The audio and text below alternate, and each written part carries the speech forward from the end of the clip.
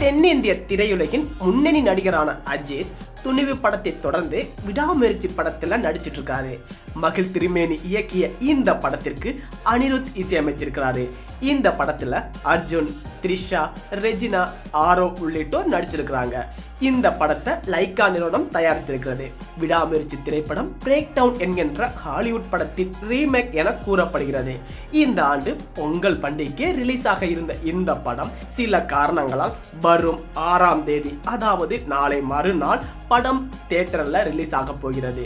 படத்தின் ரிலீஸ் நெருங்கி வருவதால் விடாமுயற்சி படத்திற்கான ப்ரமோஷன் பணிகளும் முழு வீச்சில் நடைபெற்று வருகிறது.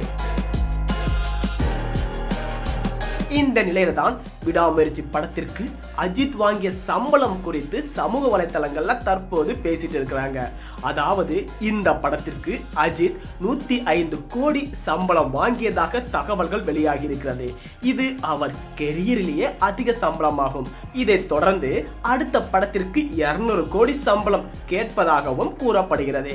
அஜித் வாங்கிய சம்பளம் குறித்து அதிகாரப்பூர்வ தகவல் எதுவும் இல்லை. தற்போது இதுதான் சமூக வலைத்தளங்கள்ல செம்ம வைரலா பேசிட்டு இருக்காங்க.